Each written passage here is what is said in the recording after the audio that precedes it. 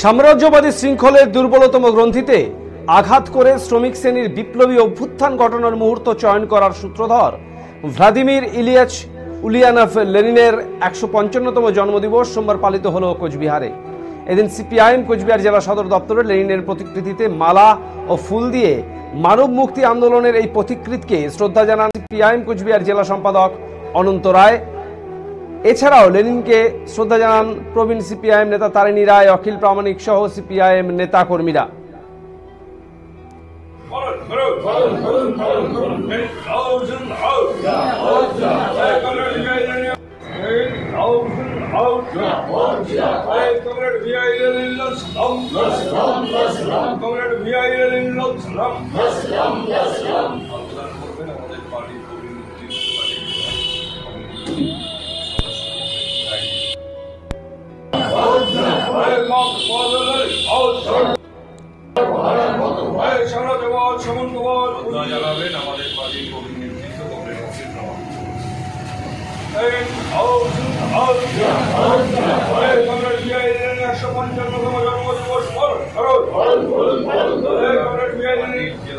এদিন লেনিনকে শ্রদ্ধা জানানোর পর বর্ষিয়ান সিপিআইএম নেতা তারিণী রায় বলেন, 1870 সালের 22 এপ্রিল তৎকালীন রাশিয়ার সিম্বিক্স শহরে জন্মগ্রহণ করেন লেনিন, যার শাসিত রাশিয়ার বুকে তার নেতৃত্বেই প্রথম সফল সমাজতান্ত্রিক বিপ্লবের মধ্য দিয়ে শ্রমিক শ্রেণীর রাষ্ট্র সোভিয়েত ইউনিয়ন প্রতিষ্ঠিত হয়।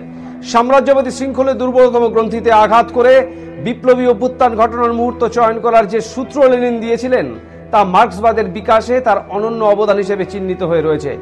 মানব মুক্তি আন্দোলনের ইতিহাসে লেনিনের এই চিরস্মরণীয় অবদানের কথা মনে রেখেই পৃথিবীর দেশে দেশে তার জন্মদিবস উদযাপন হয়ে আসছে। পুঁজিবাদী ব্যবস্থা থেকে উদ্ভূত অর্থনৈতিক সংকট এবং নয়া ফ্যাসিবাদ যখন ভারত সহ বিশ্বের বিভিন্ন দেশে মাথাচাড়া দিয়েছে, তখন মার্ক্সবাদ ও লেনিনবাদের প্রাসঙ্গিকতা আরও গভীরভাবে অনুভূত হচ্ছে বলে এদিন বলেন তারিণী রায়।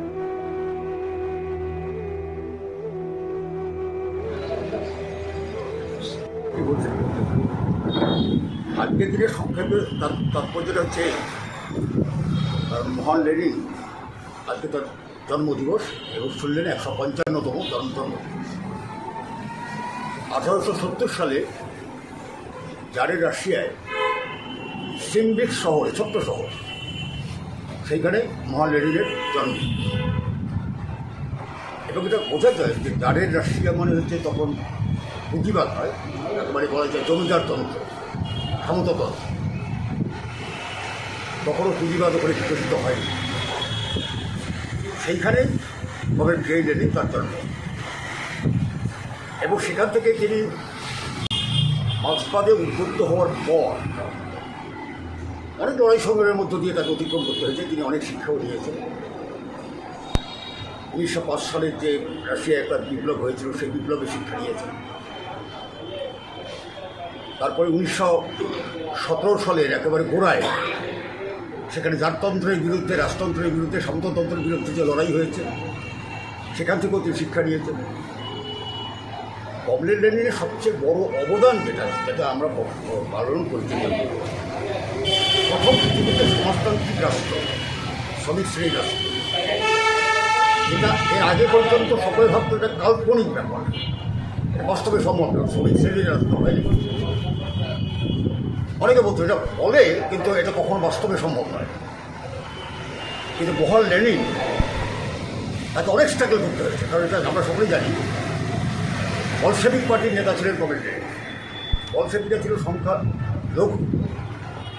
কম,